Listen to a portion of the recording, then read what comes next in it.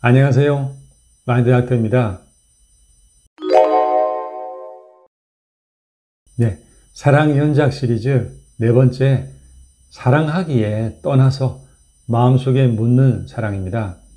그 첫 번째 이야기, 신경숙님의 소설 풍금이 있던 자리를 읽어볼게요. 소설의 장면 하나입니다. 사랑이 깊어지자 그는 외국으로 떠나자고 했다.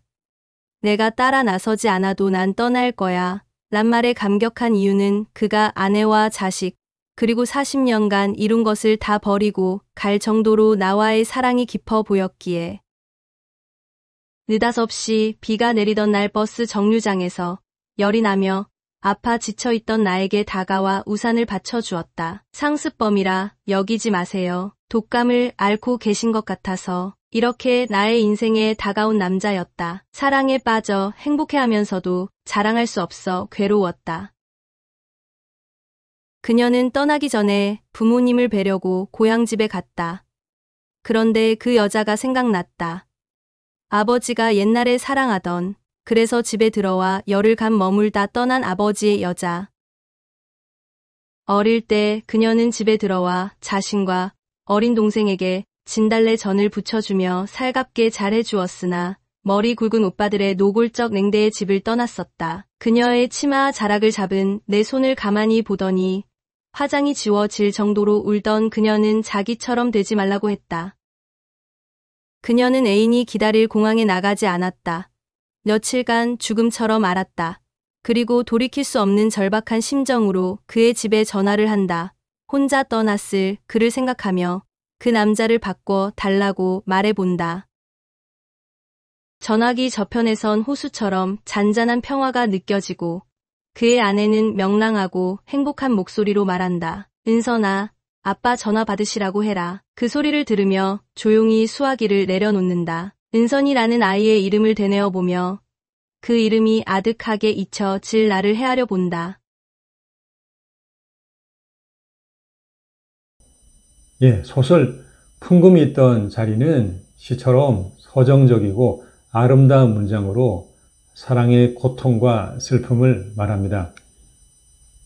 아프다고 소리치지 않고 간결하고 차분하게 말하니 독자의 가슴에도 슬픔이 차곡차곡 쌓입니다. 1인칭 편지로 쓰여진 이 단편 소설에서 말하는 이 화자는 어릴 적 아버지 연인으로 잠깐 머물다 간 그 여자를 새로운 세계에서 온 애잔한 소리의 풍금으로 비유를 합니다. 아주 아름다워서 화자에게 환상으로 심어진 후 화자가 이제 사랑하는 당신의 가정을 깨야 하는 그 여자가 된 것입니다. 당신의 딸 은서는 과거의 어린 자신이며 이 현실을 받아들이며 사랑하는 당신을 떠나는 실행을 합니다. 환상 속의 그녀가 차가운 현실을 거부하지 않도록 도운 것이죠.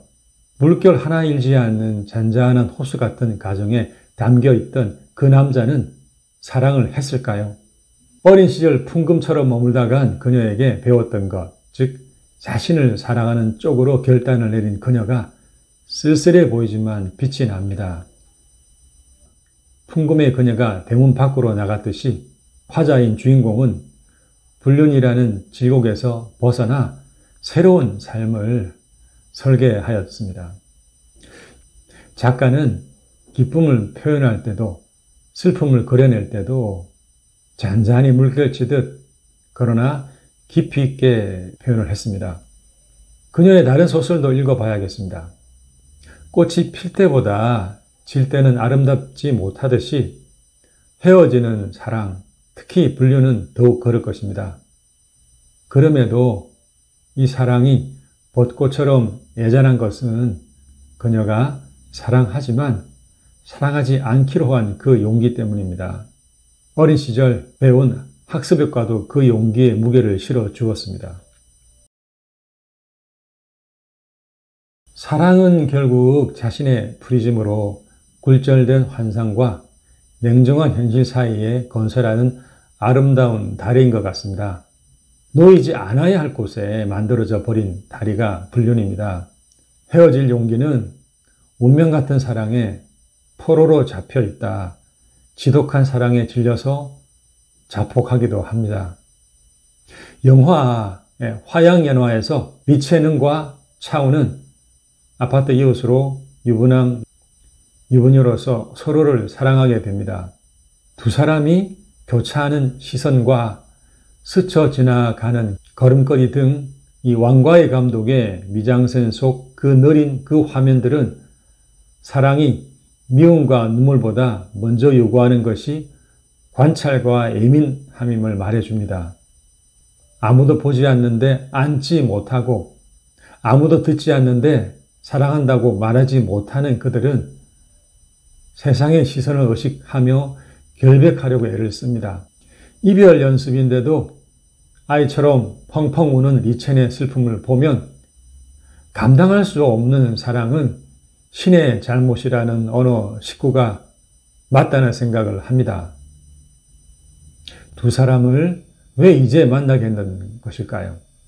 차우가 앙코르와트 사원의 기둥에 입을 대고 한 말은 무엇일까요? 결국 잊혀지더라 일까요? 잊혀지지 않는 고통에 대한 쓰라린 말이었을까요? 분류는 만난 것이 아프니 다 아픈 것이라는 노희경 작가의 표현이 떠올려집니다. 이들의 사랑에 대해 말해봅니다. 그녀가 이러한 사랑을 포기한 사랑하지 않을 용기는 고통스러웠지만 대단합니다. 사랑은 편파적입니다. 놓으면 안 될 곳에 다리를 놓을 정도로 사랑을 주체 못하지만 놓아야 할 곳에 다리를 치워 버리는 사랑의 결핍이 또 있습니다. 사랑은 항상 이랬습니다. 폭풍 같은 사랑으로 통제 못하고 사랑의 결핍으로 상처를 줍니다. 소설에서도 아버지의 은밀한 사랑 이전에 아내에게 결핍된 사랑이 있었습니다. 그녀도 어릴 적 사랑이 부족했고 어른이 되어도 깊은 사랑을 하지 못했죠. 이처럼 사람의 사랑은 항상 모자라거나 넘쳐서 감당하지 못하며 다루지 못합니다. 그렇지만 신이 인간에게 준 것 중에서 사랑만큼 아름다운 것은 없다고 합니다.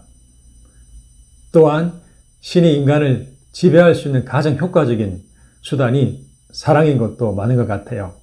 우리들은 우리 안에 그 뜨거운 이것 때문에 스스로를 구속하고 사랑과 신의 노예가 됩니다. 하지만 어쩌겠습니까? 누군가를 사랑하지 않는 것은 삶의 종말일 것입니다. 신이 심어준 본능 속의 달콤한 고통, 메마른 땅의 소중한 단비, 모든 것을 쓸어버리는 잔인한 폭풍, 사랑은 위대합니다. 마인드학 됐습니다. 감사합니다. 좋아요, 구독 부탁합니다.